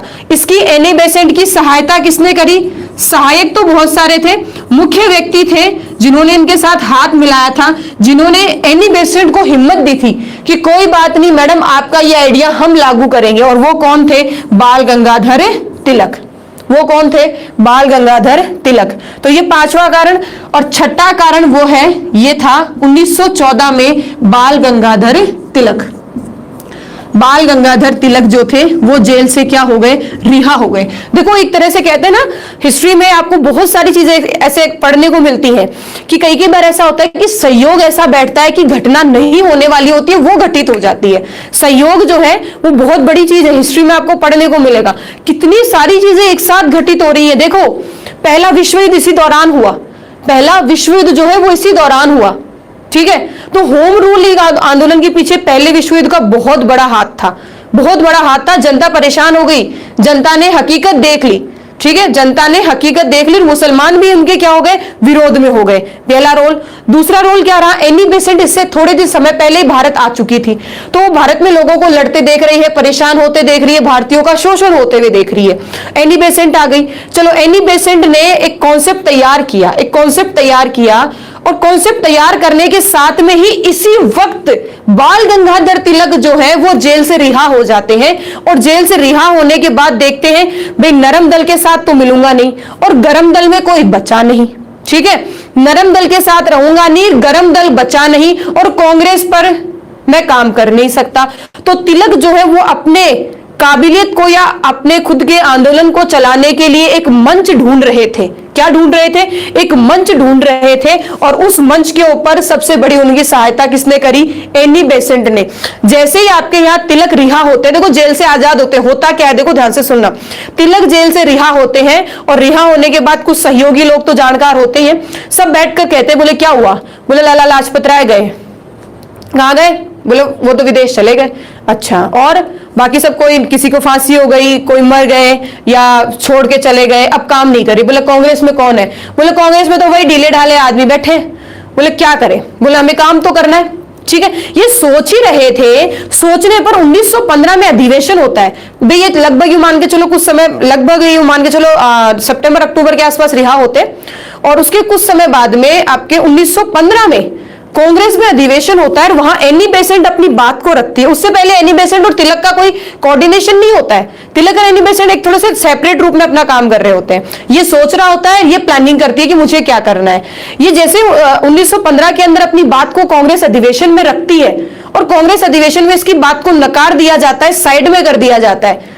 तिलक की नजर पड़ती है एनी बेसेंट पर, एनी बेसेंट की नजर पड़ती है तिलक पर, ठीक है। एनी बेसेंट भी जानती तो है ये व्यक्ति कौन है, और जैसे ये व्यक्ति इस महिला के बारे में सुनता है, इसकी बात को सुनता है, तो वहां इसकी आंखें खुल जाती है कि मुझे एक रास्ता मिल गया, मुझे एक मंच मिल गया, मुझे एक काम मिल गया कि अब मैं हमारे यहाँ क्या, मतलब भारत में किस प्रकार का क्या आंदोलन चलाया जाए, क्या कॉन्सेप्ट लागू किया जाए। तो यहाँ ये लोग एनी बेसेंट के साथ मिलते हैं, और एनी बेसेंट के साथ मिलकर अलग अलग क्षेत्रों में अलग अलग प्रकार के काम करते हैं, ठीक है। बात यहां तक समझे। तो ये तो कुछ कारण थे, होम रूल लीग आंदोलन शुरू कैसे हुआ, तिलक का आजाद होना, एनी बेसेंट का भारत आना, भारत आकर राष्ट्रीय आंदोलन में भाग लेने का निर्णय करना, 1915 में कांग्रेस अधिवेशन में अपनी बात को रखने का प्रयास करना, और इसी के साथ में पहला विश्व युद्ध होना। ये तीन ऐसे सहयोग थे, एनी बेसेंट आना, तिलक का आजाद होना, एनी बेसेंट आना, और उसके दिमाग में राष्ट्रीय भावना जागृत होना, राष्ट्रीय आंदोलन में भाग लेने की एक आइडिया आना, होम रूल का आइडिया आना, ये एनी बेसेंट। दूसरा तिलक आजाद होना, और तीसरा पहला विश्व युद्ध। ये तीन बहुत बड़े कारण थे जिन्होंने होम रूल लीग आंदोलन की स्थापना का काम किया है। अच्छा, अब मुझे ये बताओ, होम रूल लीग जो आंदोलन था इसका उद्देश्य क्या था? इस उद्देश्य क्या था? होम रूल जो लीग आंदोलन था इसका उद्देश्य क्या था? मोटिव क्या था? इसका लक्ष्य क्या था? लक्ष्य, उद्देश्य क्या था? बताओ, होम रूल लीग क्या चाहती थी? बेटा ये बहुत जरूरी चीज है, आपस में बातचीत तो करना बंद कर दो, ठीक है, और इस चीज को, कॉन्सेप्ट को ध्यान से पढ़ो। क्या उद्देश्य था इसका? क्योंकि आपको मैं एक बात बताऊंगी, ये जो नरम दल, ये जो गरम दल है ना, ये जो नरम और गरम है, इनके कुछ सदस्य नरम के और कुछ गरम दल के दोनों सदस्य आकर एक साथ बैठते हैं इस होम रूल लीग आंदोलन में। इसका उद्देश्य क्या था कि ये दोनों संतुष्ट हो गए। ऐसा क्या कॉन्सेप्ट था इसका? भी स्वशासन भी था और भी बहुत सारी चीजें थी बेटा। स्वशासन तो चलो मैंने बता दिया। देखो, इसके अगर लक्ष्य की, उद्देश्य की बात करें कि होम रूल लीग आंदोलन का उद्देश्य क्या था, तो उन्होंने ये कहा सबसे पहले धार्मिक स्वतंत्रता। क्या कहा? धार्मिक स्वतंत्रता। किसी भी व्यक्ति के ऊपर धर्म को लेकर कोई बाउंडेशन नहीं होगी, कोई पाबंदियां नहीं होंगी, और हमारे लिए सभी धर्म एक जैसे होंगे। ना हिंदू होगा, ना मुसलमान होगा, ना सिख होगा, ना ईसाई होगा। धर्म को लेकर हमारे लिए सारे धर्म आजाद होंगे, और धर्म को लेकर सभी व्यक्ति अपने धर्म के लिए आजाद होंगे। धर्म को लेकर हमारे यहाँ दिमाग में कोई भी भेदभाव या कोई भी कॉन्सेप्ट ऐसा नहीं होना चाहिए जिससे हम अलग हो जाएं। धर्म हमारे लिए स्वतंत्र होगा और समान होगा, ठीक है। पहला उनका था ये कि आपके यहां पूरे भारत में धार्मिक स्वतंत्रता का प्रचार प्रसार किया जाए। दूसरी बात इन्होंने ये कही, भाई आपने ये कहा कि मैडम स्वशासन, उद्देश्य क्या था? स्वशासन। बिल्कुल मानती हूं, स्वशासन, होम रूल क्या था? इनका उद्देश्य था। पर बेटा होम रूल को प्राप्त कैसे किया जाए, उसके लिए भी तो आपको उद्देश्य बनाने पड़ेंगे ना। स्वशासन कैसे मिले? तो इन्होंने कहा कि राष्ट्रीय शिक्षा नीति। होम रूल ने किसके ऊपर गौर किया? होम रूल ने ध्यान दिया राष्ट्रीय शिक्षा नीति के ऊपर कि भाई अगर आपके यहाँ, आपके घर में अगर आपका शासन होना चाहिए, अगर आपके होम में आपका शासन हो, तो भाई आपके घर के कुछ नियम कायदे कानून होने चाहिए। आपके घर के बच्चों को आपकी घरवाली ही शिक्षा दी जानी चाहिए। अगर आपके घर में कोई बच्चा बैठा है, आप उसे पड़ोस के या मान लो किसी कोई दूसरी शिक्षा दे रहे हो, तो वो आपके लिए कभी भी काम नहीं करेंगे। तो सबसे पहले आप लोग काम करो अपनी राष्ट्रीय शिक्षा नीति के ऊपर। सबसे पहले किसके ऊपर काम करो? राष्ट्रीय शिक्षा नीति। मतलब जो आपकी खुद की शिक्षा है वो बच्चों को दो। अगर आप अपने बच्चों को अपने ही राष्ट्र की शिक्षा देते हो तो उनके अंदर आप देश प्रेम, देशभक्ति की भावना जागृत कर सकते हो बचपन से ही। तो सबसे पहले इन्होंने कहा धर्म को लेकर आप जो ये लड़ते पड़ते हो ना, प्लीज इसको छोड़ दो। धर्म को लेकर हमें सभी लोगों में स्वतंत्रता की भावना जागृत करनी है, धार्मिक स्वतंत्रता भारत में स्थापित करनी है। पहला उद्देश्य था। दूसरा उद्देश्य क्या था? राष्ट्रीय शिक्षा नीति को लागू किया जाए। मतलब ये अभी वाली नहीं है जैसे कि शिक्षा नीति, मतलब यहां आपके यहां जो है वो राष्ट्र की, आपका बच्चा जो भारत की आपकी जो शिक्षा पद्धति है उससे पढ़े, बजाय वेस्टर्न एजुकेशन के, ठीक है। दूसरा रीजन ये रहा। तीसरे की अगर हम बात करें तो ये था राजनीतिक व सामाजिक सुधार। राजनीतिक व सामाजिक सुधार भी एनी बेसेंट ने ये कहा कि भाई महारानी जो है वो ऑर्डर करती रहेगी, पर आप लोग जब तक भाई आप सीधा अंग्रेजों से लड़कर आप अगर ये कहो कि अंग्रेज भारत छोड़ो, अंग्रेज भारत छोड़ो, अगर सीधा ये कहोगे कि अंग्रेज भारत छोड़ो, ठीक है, सीधा कहोगे ना, तो कभी ऐसा नहीं है पॉसिबल। आप धीरे धीरे एक स्टेप से एक स्टेप चलो। भाई बच्चा जो है वो पहले 1 कदम चलता है, फिर 2 कदम चलता है, फिर 3 कदम चलता है, फिर वो क्या करता है, जंप भी करना सीखता है। तो अगर आज आप भाई जो बच्चा चलना शुरू भी नहीं हुआ, चलता है, वो सीधा कूदने लग जाए तो वो गिरेगा और औंधे मुंह गिरेगा, चोट आएगी, ठीक है, और हो सकता है ज्यादा चोट आए तो कभी चल भी नहीं पाए। तो उन्होंने ये कहा कि सीधी छलांग मत मारो। एनी बेसेंट ने कहा सीधी छलांग मत मारो कि आजादी चाहिए ना, उनको ये कहो कि महारानी है आप, हम बिल्कुल आपकी प्रजा है, हम बिल्कुल क्या है, आपकी प्रजा है, जैसा आप कहेंगे हम वैसा ही करेंगे, ठीक है, परंतु शासन हमारा होना चाहिए। क्या कहा? शासन हमारा होना चाहिए। हमारा घर तो शासन हमारा, ऑर्डर हम आपसे ले लेंगे, पर आप ऑर्डर अंग्रेजों को नहीं देंगे, किसको देंगे? भारतीयों को देंगे, ठीक है, ताकि आपका अगर एक बार शासन पूरे भारत पर हो गया, ठीक है, तो उसके बाद में पूरा भारत जो है एकजुट होकर महारानी से पूर्ण स्वराज की मांग भी कर सकता है। पहले स्वराज स्वशासन की बात करो, पूर्ण स्वराज की बात आगे करेंगे। तो इन्होंने इसी चीज पर ध्यान दिया था, राजनीतिक सामाजिक सुधार करो। इसी के साथ में इन्होंने एक सबसे इंपॉर्टेंट लाइन कही थी, एक सबसे इंपॉर्टेंट लाइन थी, उस बात को समझना, क्योंकि ये लाइन है ना, नोट लगाकर दिमाग में रखना, ये मेन उद्देश्य था। ये क्या था? मेन उद्देश्य था ब्रिटिश शासन के अधीन, ध्यान से सुनना, ब्रिटिश शासन के अधीन संवैधानिक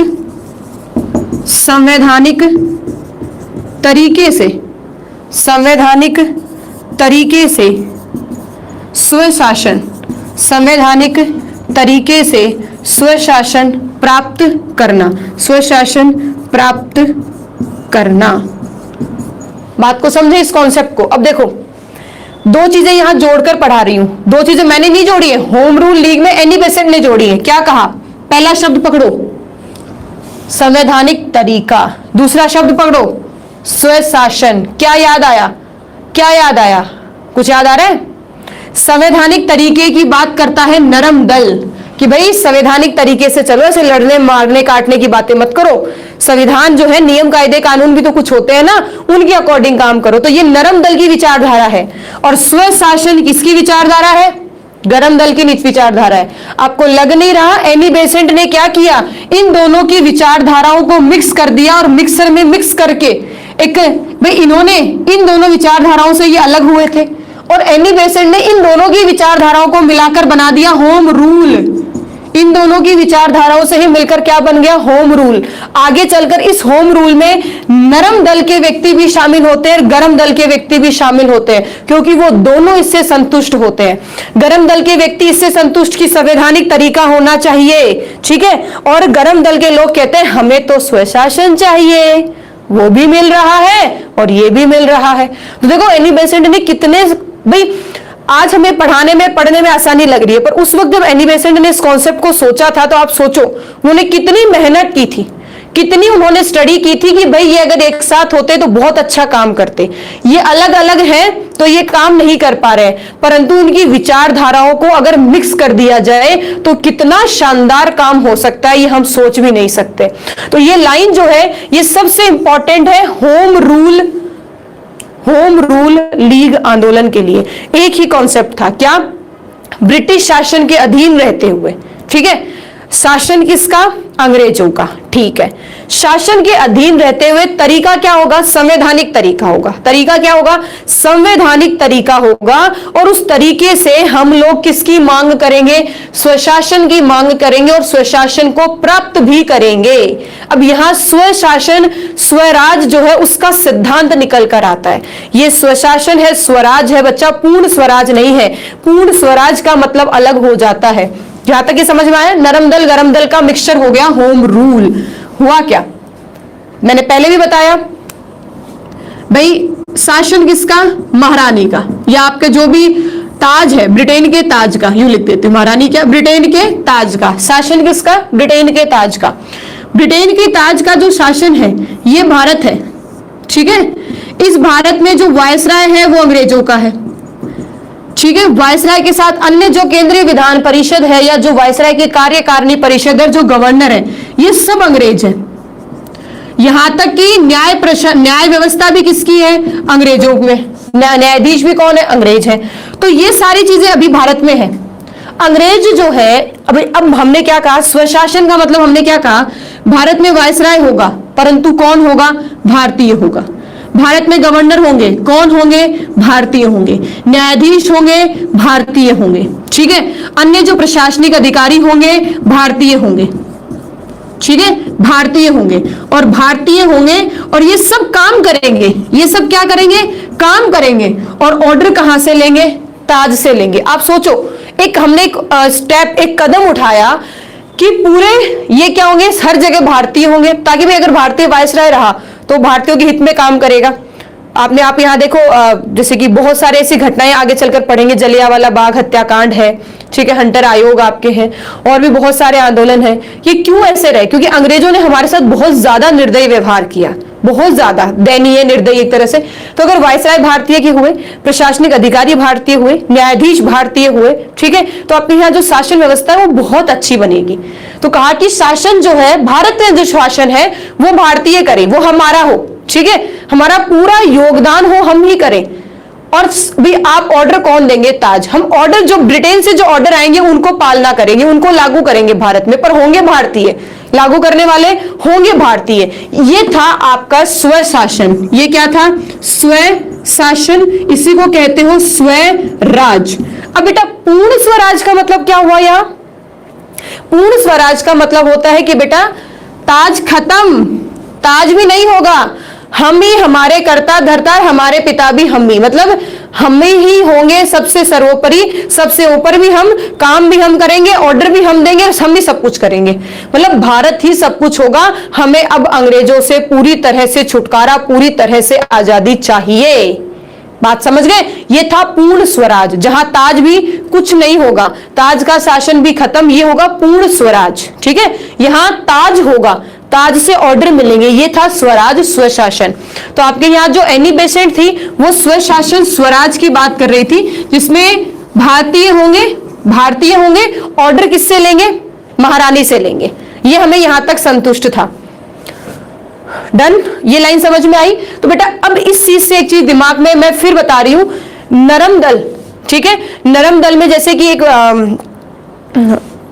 एक संगठन का दिमाग से नाम निकल रहा है, गोपाल कृष्ण गोखले की संगठन थी servant of Indian society. Exactly, हाँ बिल्कुल, आपके जैसे कि एक गोपाल कृष्ण गोखले जी जो थे, ठीक है, गोखले थे, इनका निधन तो हो गया था 1915 में, 1915 में इनका निधन हो गया था, और इनके द्वारा एक संगठन, एक सोसाइटी बनाई गई थी जिसका नाम था सर्वेंट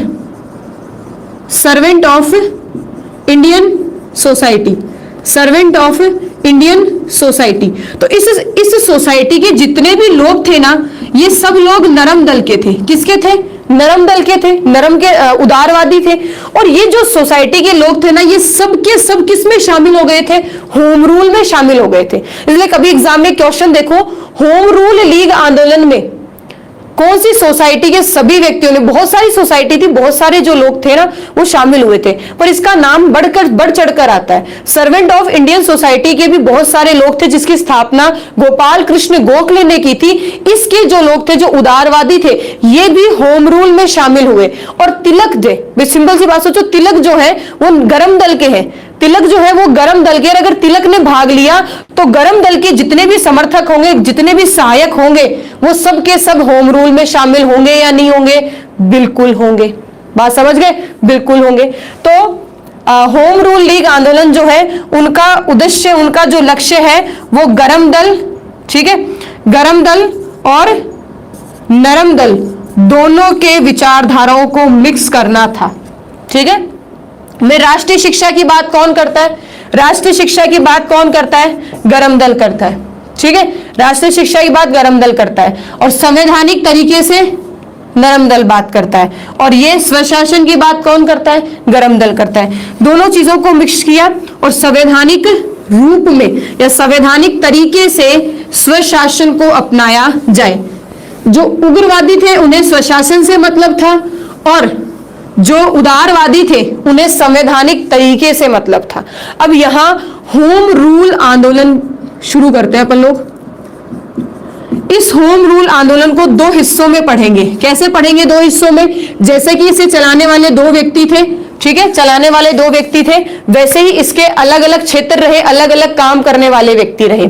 एक तरफ हम देखेंगे बाल गंगाधर तिलक, ठीक है, एक तरफ है आपके पास में बाल गंगाधर तिलक, और एक तरफ आप पढ़ेंगे एनी बेसेंट को। एक तरफ आप किसे पढ़ेंगे? एनी बेसेंट को। अब हुआ क्या, बाल गंगाधर तिलक जो है, उन्होंने, बाल गंगाधर तिलक ने इसकी शुरुआत कर दी थी। इसकी शुरुआत की है अप्रैल 1916 में, ठीक है, और एनी बेसेंट ने शुरुआत की है सितंबर 1916 में। सितंबर 1916 में। अब ये मत रखना कि मैडम एनी बेसेंट ने लेट शुरू किया, ऐसा क्यों, बात को, चीजों को समझो। सबसे पहला प्रयास किसका था, एनी बेसेंट का। योगदान किसका था, एनी बेसेंट का। कॉन्सेप्ट किसका था, एनी बेसेंट का। आइडिया किसका था, एनी बेसेंट का। एनी बेसेंट ने लगभग यू मान के चलो अप्रैल, मैंने आपको बताया ना 1915 में तो उन्होंने अधिवेशन में बात रख दी थी, तो एनी बेसेंट जो है वो तैयारी कर रही है एक तरह से, ठीक है। परंतु उन्होंने शुरू जो किया है, ठीक है, आंदोलन जो शुरू करने की बात आती है ना, तो एनी बेसेंट ने सितंबर में शुरू किया और आपके यहाँ बाल गंगाधर तिलक ने अप्रैल में शुरू कर दिया था, ये आंदोलन शुरू कर दिया था। तो थोड़ा सा डिफरेंस है। एनी बेसेंट ने आइडिया कॉन्सेप्ट पहले दिया है, परंतु उसको इंट्रोड्यूस करने का काम सबसे पहले किसने किया, बाल गंगाधर तिलक ने किया। बाल गंगाधर तिलक ने किया और बाल गंगाधर तिलक के क्षेत्र कौन कौन से थे, मैं इन्होंने क्षेत्र बांट लिया कि इस क्षेत्र पे तुम काम कर लेना और इस क्षेत्र पे मैं काम कर लूंगी। तो बाल गंगाधर तिलक के पास में क्षेत्र आया महाराष्ट्र, ठीक है। महाराष्ट्र में ये ध्यान रखना कि मुंबई जो था ना, मुंबई नहीं था, मुंबई को छोड़ के पूरे महाराष्ट्र पे काम इसको करना था। बरारा, मध्य भारत, आपका जो मध्य भारत है, मध्य प्रांत जिसे हम कहते हैं, मध्य प्रांत, कर्नाटक, ये जो क्षेत्र थे ये किसके हाथ में थे, बाल गंगाधर तिलक के हाथ में थे। ये क्षेत्र किसके हाथ में थे, बाल गंगाधर तिलक के हाथ में थे। एनी बेसेंट को ये कह दिया, एनी बेसेंट के पास में था बंबई, भाई बंबई तिलक को नहीं दिया, बंबई और बंबई, भाई बंबई में कौन सा, बंबई पूरा नहीं, बंबई तो बहुत बड़ा क्षेत्र था। महाराष्ट्र में जो आज मुंबई है ना, वो मुंबई जो यहां नहीं था, उस मुंबई को, और लगभग संपूर्ण भारत में होम रूल आंदोलन चलाने का काम किसका था, एनी बेसेंट का था। अब देखो एनी बेसेंट का था। अच्छा, इसका जो मुख्य केंद्र थे या मुख्यालय जो है, इसके जो मुख्यालय है, एक तो इसका मुख्यालय जैसे कई किताबों में बेलगांव आता है और कई जगह आपको ऑप्शन मिलेगा पुणे, ठीक है। तो इसके मुख्य जो केंद्र थे काम करने के, जैसे बेलगांव है, आप कह सकते हो पुणे, ठीक है ना, पुणे लिख लो, ज्यादा सही रहेगा, ठीक है। मुख्यालय कहां मिलेगा आपको इसका काम करने का, पुणे, ठीक है। और इसका मुख्यालय कहां था, एनी बेसेंट का मुख्यालय कहां मिलेगा, यह आपको मुख्यालय मिलता है मद्रास, और मद्रास में बेटा कहां, अड़ियार, मद्रास में कहां, अड़ियार, क्योंकि 1893 से एनी बेसेंट कहां है, मद्रास में है ना, तो इनका मुख्य केंद्र वहां रहा। व्यक्ति जितना पुराने समय से जहां रहता है ना, वहां उसकी पकड़, पहुंच और जानकारी जो है वो बहुत ज्यादा अच्छी, मजबूत हो जाती है। तो ये उस तरफ थे, मुख्यालय उन्होंने उधर रख लिया अपना मद्रास, और इन्होंने मुख्यालय अपना कहां रख लिया, पुणे रख लिया, ठीक है। अब बात आती है इनकी, बाल गंगाधर तिलक की 2 पत्रिकाएं चलती, ठीक है। बाल गंगाधर तिलक की 2 पत्रिकाएं थी जिन्होंने इस आंदोलन के प्रचार प्रसार करने का काम किया, और 2 पत्रिकाएं कौन कौन सी थी बताओ जरा, केसरी और मराठा, केसरी और मराठा, ठीक है, केसरी और मराठा। अब देखो केसरी जो है, ठीक है, केसरी जो है वो चलती थी मराठी भाषा में और मराठा चलती थी अंग्रेजी भाषा में। तो कभी भी कंफ्यूज मत होना, ये चलाकर जबरदस्ती पूछते हैं एग्जामिनर कि मराठा जो पत्रिका थी जो बाल गंगाधर तिलक द्वारा चलाई गई थी, उसकी भाषा क्या थी, उसकी भाषा क्या थी, चलाकर पूछते और बच्चा चलाकर कंफ्यूज होता है। मराठा जो पत्रिका थी वो मराठी भाषा में नहीं थी, ठीक है, वो नहीं थी। कौन सी थी, केसरी, केसरी मराठी भाषा में थी और ये अंग्रेजी भाषा में थी, ये अंग्रेजी भाषा में थी। अच्छा, इसका उद्देश्य क्या था, नीचे दिख रहा है तुम्हें, दिख रहा है नहीं दिख रहा, मैं बोल रही हूं सुन भी लेना। इनका उद्देश्य, इनका नारा क्या था, स्वराज मेरा, इसी वक्त दिया था उन्होंने ये नारा, बाल गंगाधर तिलक ने इसी वक्त ये नारा दिया था होम रूल लीग आंदोलन के दौरान, स्वराज मेरा जन्मसिद्ध अधिकार है, मैं इसे लेकर रहूंगा। स्वराज मेरा जन्मसिद्ध अधिकार है, जन्मसिद्ध अधिकार है, मैं इसे लेकर रहूंगा। ये नारा उन्होंने, ये नारा जो है इन्होंने इसी वक्त दिया था। चलो एनी बेसेंट की बात करते हैं। तो एनी बेसेंट के साथ बहुत सारे व्यक्ति, एनी बेसेंट के साथ बहुत सारे जो नेता थे ना वो शामिल हुए थे, ठीक है। बहुत सारे नेताओं में बात करें तो जैसे कि जॉर्ज अरुणले, ये तो क्या थे, सचिव थे। एनी बेसेंट के क्या थे, ये सचिव थे, ये ध्यान रखना। एनी बेसेंट की जो होम रूल आंदोलन जो एनी बेसेंट चला रही थी, उसके सचिव कौन थे, जॉर्ज अर्डले, ठीक है ना। जॉर्ज अर्डले जो थे वो सचिव थे। और भी बहुत से नेता थे, जैसे कि मदन मोहन मालवीय, मोतीलाल नेहरू, मोतीलाल नेहरू और रामास्वामी, पीसी चिदम्बरम, ऐसे करके बहुत सारे व्यक्ति थे, ये मान के चलो। देखो बेटा, बुक्स तो पढ़नी पड़ेगी, हालांकि इन व्यक्तियों के जो नाम है वो बहुत सारे हैं, मुझे भी इतने नहीं याद। अगर हम बात करते हैं तो मुझे भी सारे याद नहीं है, ठीक है। जितने जरूरत पड़ती है उतने याद होने चाहिए। एनी बेसेंट का नाम पता होना चाहिए, उसका जो सचिव है उसका नाम पता होना चाहिए। मोतीलाल नेहरू है, रामास्वामी है, चिदम्बरम करके थे, एक व्यक्ति का नाम और आता है जैसे कि बी.आर. बाडिया है, बी.आर. बाडिया है, ऐसे करके बहुत सारे व्यक्ति थे जो उनके साथ मिले थे, ठीक है। इन्होंने इनके साथ नरम दल प्लस गरम दल, सभी प्रकार के जो नेता थे वो इनके पास थे। मुख्यतः ज्यादातर नरम दल के थे, नरम दल के थे, क्योंकि गरम दल वाले नेता किस तरफ थे, बाल गंगाधर तिलक के ऊपर तरफ थे। अब आप बताओ, एनी बेसेंट के द्वारा कुछ अखबार संचालित किए गए थे, एनी बेसेंट के अखबार बताओ। एनी बेसेंट के द्वारा अखबारों के माध्यम से प्रचार प्रसार किया गया था होम रूल का। होम रूल आंदोलन का प्रचार प्रसार जो है एनी बेसेंट ने अपने अखबारों के द्वारा किया था। और न्यूज़पेपर कौन से थे, न्यूज़पेपर कौन से थे, एक तो था कॉमन व्हील,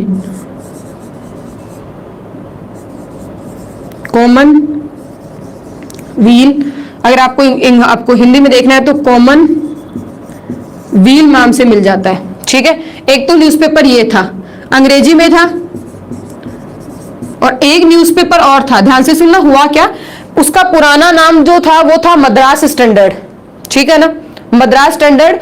और मद्रास स्टैंडर्ड जो है उनका पुराना नाम था, बट उसका जो नया नाम रखा था वो था न्यू इंडिया। एक न्यूज़पेपर था न्यू इंडिया। हुआ क्या था, ये तो पूरी तरह से एनी बेसेंट के द्वारा संचालित था, नया न्यूज़पेपर था। और जो न्यू इंडिया था ना, ये मद्रास स्टैंडर्ड के नाम से एक अखबार निकलता था। नाम ध्यान रखना, क्या मालूम कहीं देखने को मिल जाए, कहीं सुनने को मिल जाए। तो मद्रास स्टैंडर्ड का नाम बदलकर ये तो खत्म कर दिया था। मद्रास स्टैंडर्ड के जो भी खर्चे, जो भी न्यूज़पेपर थे उसके पैसे एनी बेसेंट ने दे दिए थे और उस न्यूज़पेपर को खरीद लिया था। और मद्रास स्टैंडर्ड जो इतना प्रमुख अखबार नहीं था, उसका नाम उन्होंने बदल दिया था, नाम बदलकर कर दिया था न्यू इंडिया, ठीक है।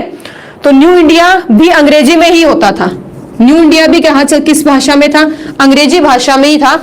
और इन दोनों न्यूज़पेपर के माध्यम से आपके एनी बेसेंट ने होम रूल लीग आंदोलन के प्रचार प्रसार की बात की थी, ठीक है ना। अब दोनों चीजें यहां तक क्लियर होती है। अब एक बात और ध्यान रखना, होम रूल शब्द या होम रूल की सबसे पहली विचारधारा किस न्यूज़पेपर में देखने को मिली थी, तो होम रूल लीग का विचार सबसे पहले किस न्यूज़पेपर में देखने को मिला था, किस न्यूज़पेपर में देखने को मिला था, कॉमन व्हील, ठीक है। कॉमन व्हील जो न्यूज़पेपर है, सबसे पहले इसमें विचार देखने को मिला था होम रूल का। इसने स्वराज की बात की है और इसी का कॉन्सेप्ट भी यही था कि भारत में भारतीयों का स्वशासन स्थापित करना। अगर मैं इसके उद्देश्य की बात करूं, जैसे कि यहां बाल गंगाधर तिलक ने नारा दिया, स्वराज मेरे जन्मसिद्ध अधिकार है, मैं इसे लेकर रहूंगा। वैसे एनी बेसेंट का जो कॉन्सेप्ट था, वो ये था कि भारत में अंग्रेजों के अधीन भारतीयों का शासन स्थापित करना। भारत के अंदर अंग्रेजों के अधीन होते हुए भारतीयों का शासन स्थापित करना उद्देश्य क्या था, एनी बेसेंट का उद्देश्य था, ठीक है। ये चीजें यहां तक ठीक है, हाँ बिल्कुल ले सकते हो, क्योंकि कल मैंने सुना था आपके स्क्रीनशॉट को लेकर आप बहुत ज्यादा गुस्सा थे मेरे से बच्चे। यहां तक क्लियर है। यहां अब एक बात और चलती दिमाग में चल रही होगी, मैडम जब एनी बेसेंट और तिलक ने जब आपस में दोनों ने हाथ मिला लिए थे, ठीक है, दोनों ने हाथ मिला लिए थे, तो हाथ मिलाने के बाद में ये अलग अलग क्यों चला रहे हैं, ये एक साथ एकजुट होकर काम क्यों नहीं कर रहे हैं, ठीक है भाई। ये जो है वो अलग अलग काम क्यों कर रहे हैं, एक साथ जो एकजुट होकर एक जगह भी तो ये काम कर सकते हैं ना। ये एक साथ एकजुट होकर काम क्यों नहीं कर रहे हैं? इसके पीछे क्या कारण है? क्यों ये एक साथ होने में इन्हें समस्या आ रही है? देखो हुआ क्या, नरम दल और गरम दल में खटपट तो चल ही रही है ना, गौर करो। एनी बेसेंट जो है भाई, एनी बेसेंट के साथ में नरम दल भी थे, गरम दल भी थे, एनी बेसेंट के साथ तो सारा दल था ना। अब यहाँ बाल गंगाधर तिलक जो थे वो उग्रवादी थे, गरम दल से थे।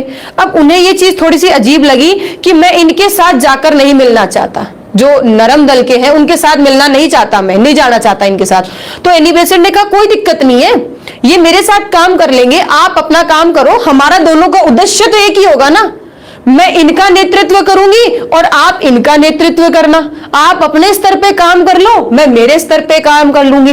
काम दोनों का एक, उद्देश्य दोनों का एक, ध्यान से सुनना, काम एक उद्देश्य एक, हमें तो नेतृत्व करना है, तो काम बांट लिए, अलग अलग क्षेत्र कर लिए, इस क्षेत्र में मैं संभाल लूंगा, एनी बेसेंट ने कहा बाकी क्षेत्र में मैं संभाल लूंगी। कांग्रेस जो है वो इस वक्त पूरी तरह से लगभग पतन की ओर है, और जैसे ही कांग्रेस के बहुत सारे व्यक्ति जो है एनी बेसेंट के साथ आकर मिल जाते हैं और होम रूल लीग आंदोलन जो है उसका प्रचार प्रसार बढ़ चढ़कर होता है, ठीक है, और इतना बढ़ चढ़कर होता है कि अंग्रेजों के ऊपर पूरी तरह से दबाव डाल दिया जाता है स्वशासन का, पूरी तरह से अंग्रेजों पर एक दबाव बनता है स्वशासन का कि भारतीय जो है वो स्वशासन की मांग कर रहे हैं, हमें उन्हें स्वशासन देना पड़ेगा। तो आपके यहाँ एक मोंटेग्यू घोषणा हुई थी, उस घोषणा में कहा गया था कि पहले विश्व युद्ध के बाद, क्योंकि विश्व युद्ध चल रहा था, पहले विश्व युद्ध के बाद में आपको स्वशासन दे दिया जाएगा, ठीक है। काफी हद तक सफल भी रहे, परंतु होम रूल लीग आंदोलन का आगे पतन का कारण क्या रहा? मैंने आपको कहा नहीं, ज्यादा नहीं चल पाया था। एनी बेसेंट का देखो इतना ज्यादा वर्चस्व था, महिलाओं तो ऐसी 1915 में उनकी बात को नकार दिया था, क्योंकि आपको पता है महिलाओं की तो वैसे कोई नहीं सुनता ठीक है ना, महिलाओं की तो वैसे ही कोई नहीं सुनता। तो यहाँ एनी बेसेंट की 1915 में बात को नकार दिया था, तो एनी बेसेंट ने कहा था चलो ठीक है, मैं कांग्रेस के साथ काम ही नहीं करूंगी, मैं मेरा काम ही अलग कर लूंगी, ठीक है। 1915 में नकारा, 1916 में बहुत अच्छा काम किया, 1917 में उसी कांग्रेस की पहली महिला अध्यक्ष बनकर आती है, कौन? एनी बेसेंट, ठीक है। 1917 में होम रूल बना, होम रूल 1916 में, और 1917 में अगले ही साल वो इतना अच्छा काम करती है। देखो महिलाओं को नकारना कितना खतरनाक है, वो इतना अच्छा काम करके आपके सामने आई कि जिस अधिवेशन में उनकी बात को नकारा गया था उस बात पर गौर नहीं किया गया था, आज वही महिला उसी उद्देश्य के साथ में, देखो कितनी बड़ी पावर है, वही महिला और उसी उद्देश्य के साथ में 1917 में कांग्रेस का क्या कर रही है? बैठक की अध्यक्षता, उस अधिवेशन की अध्यक्षता कर रही है। ये होती है पावर। अभी मत करना मैडम आप महिलाओं की तारीफ ज्यादा कर रही हो, ठीक है ना। 1917 को एनी बेसेंट ही तो थी, शैलेंद्र। अब एक चीज, छोटी सी चीज और बतानी है, होम रूल लीग आंदोलन शुरू कैसे हुआ, किस कारण से शुरू हुआ, क्या उसके उद्देश्य थे, और किस तरह किन किन लोगों ने होम रूल लीग आंदोलन को आगे बढ़ाने, उसका प्रचार प्रसार करने का काम किया। होम रूल लीग आंदोलन का कॉन्सेप्ट क्या था वो समझा दिया। छोटी सी बात और सुन लो, और वो था होम रूल लीग। स्क्रीनशॉट ले लिया ना, फिर मत कहना मैडम आपने नहीं दिया।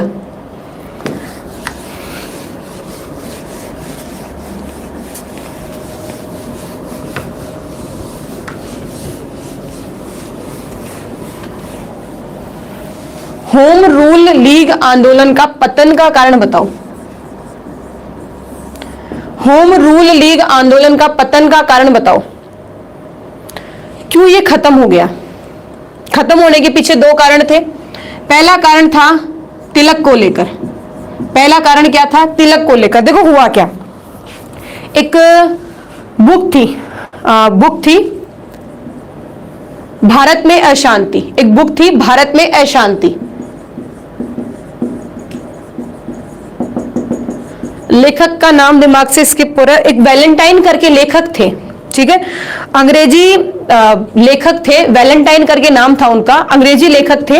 उन्होंने किताब लिखी, ठीक है, भारत में अशांति, भारत में अशांति। और भारत में अशांति के पीछे एक कारण तो बताया सूफी आंदोलन को, ठीक है, और दूसरा कारण बताया बाल गंगाधर तिलक को। पहला कारण तो बताया सूफी आंदोलन और दूसरा कारण बताया बाल गंगाधर तिलक को। अब जैसे ही वो किताब पब्लिश हुई, पब्लिश होने के बाद में लोगों ने पढ़ा, तो देखो होता क्या है, सिंपल सी बात समझना, जो लोग बाल गंगाधर तिलक को बहुत ज्यादा पर्सनली जानते हैं, बहुत ज्यादा पर्सनली जानते हैं, उनको तो पता है कि वो ऐसे नहीं है। परंतु जो लोग बाल गंगाधर तिलक को इतना ज्यादा अच्छे से नहीं जानते हैं, वो क्या करेंगे, बाल गंगाधर तिलक का विरोध करेंगे। बाल गंगाधर तिलक का क्या करेंगे, विरोध करेंगे। तो यहाँ बाल गंगाधर तिलक की जो छवि है ना, वो धुंधली होने लगी। एक तरह से नकारात्मक छवि जो है वो इस किताब के द्वारा सामने लाई गई कि भारत में जो ये अशांति अराजकता हो रही है ना, उसका कारण ही बाल गंगाधर तिलक है। और जब किताब में लिख दी जाती है किताबों को, क्योंकि वो एक अंग्रेजी अधिकार, एक अंग्रेजी लेखक ने लिखी है, इंग्लिश में पब्लिश हुई है बुक, और सबने पढ़ा इसको, सबने पढ़ा और बहुत सारे लोगों ने एनालाइज भी किया। क्योंकि किताब में अगर जो कुछ लिखा जाता है ना, तो वो बड़े सिस्टमेटिक ढंग से लिखा जाता है। बेटा कभी गौर करना, आपने अगर कभी किसी से पढ़ा नहीं है, कोई किताब नहीं पढ़ी, और आप कोई बुक पढ़ते हो ना, तो उस किताब में जो भी कॉन्सेप्ट लिखा होता है ना, वो आपको सही लगता है। वो आपको क्या लगता है, सही लगता है। जो किताब आप सबसे पहले पढ़ोगे ना, आपको उस किताब में गलत चीजें भी सही लगने लगेंगी। क्यों? क्योंकि आपने इसको पहली बार पढ़ा और आपके दिमाग में वो छप गया। फिर उस चीजों को हटाने के लिए बहुत ज्यादा जोर आता है। एक तरह से किसी लिखे हुए पन्ने पर वापस उसको मिटाकर उस पर वापस लिखना जो है वो बहुत ज्यादा मुश्किल वाला काम होता है। तो यहाँ यही हुआ, बाल गंगाधर तिलक ने जब भी किताब देखी और उन्होंने ये लगा कि लोगों में मेरी छवि खराब हो रही है, तो वो जो है इस किताब के खिलाफ मानहानि का केस लेकर चले गए। कहां? लंदन। ठीक है, तो आपके जो तिलक थे वो इस किताब के ऊपर मानहानि का केस दर्ज करने के लिए लंदन चले गए। और लंदन जाते ही पीछे से जो बाल गंगाधर तिलक ने जो नेतृत्व किया था वो खत्म हो गया। ठीक है, तो यहां लगभग तिलक के द्वारा जिन क्षेत्रों में होम रूल लीग आंदोलन को बढ़ाने की बात की गई थी, तो जब नेतृत्व करने वाला ही नहीं रहा, वही चला गया, तो पीछे से होम रूल लीग आंदोलन जो है वो आधा तो टूट चुका था, आधा तो खत्म हो गया तिलक के जाते ही। ठीक है, तिलक के जाते ही आधा तो खत्म हो गया। दूसरा क्या होता है, यहां जो एनी बेसेंट है, तो एनी बेसेंट जैसे ही आपके यहां मोंटेग्यू जो घोषणा होती है 1917 में, मोंटेग्यू घोषणा होती है 1917 में, और उस घोषणा में यह कह दिया जाता है कि भारतीयों को स्वशासन दे दिया जाएगा। पहले विश्व युद्ध के बाद भारतीयों को स्वशासन दे दिया जाएगा। कब? पहले विश्व युद्ध के बाद। और आपके यहां 1919 का जो अधिनियम आता है, 1919 का जो अधिनियम आता है, उस अधिनियम के द्वारा या उस अधिनियम से आपकी एनी बेसेंट जो थी वो संतुष्ट हो गई।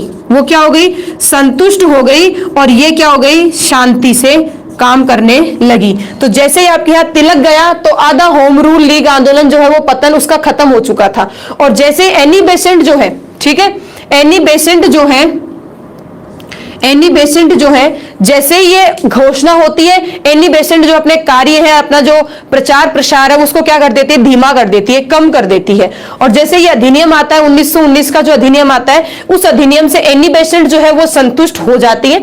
हालांकि जो भारतीय अन्य जो क्रांतिकारी, अन्य जो राष्ट्रवादी जो व्यक्ति है, वो संतुष्ट तो नहीं होते हैं, वो संतुष्ट नहीं होते, पर एनी बेसेंट जो है वो संतुष्ट हो जाती है। तो वो क्या करती है? धीरे धीरे होम रूल लीग आंदोलन पे काम करना बंद कर देती है, और इसके द्वारा होम रूल लीग आंदोलन है वो पतन की ओर चला जाता है, खत्म हो जाता है।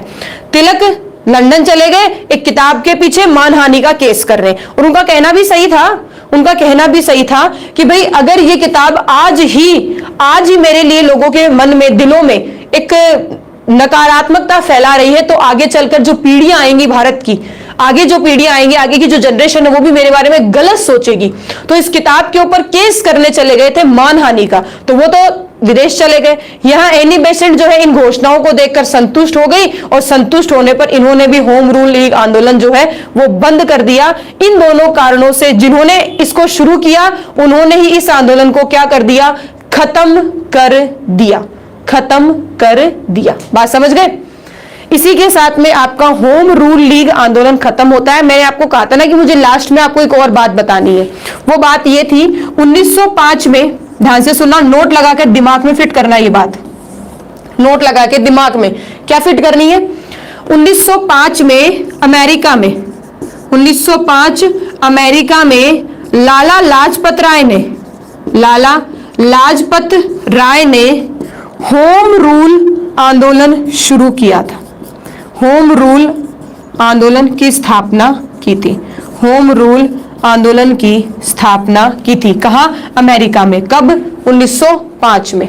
ठीक है, होम रूल लीग की स्थापना की थी, एक तरह से आंदोलन नहीं था, आंदोलन अमेरिका में, तो क्या करेंगे? लीग थी। होम रूल लीग की स्थापना करी थी लाला लाजपत राय ने 1905 में अमेरिका में। ये ध्यान रखना, मैंने आपको बताया था, ये लास्ट में बताऊंगी, ये चीज वो ये थी।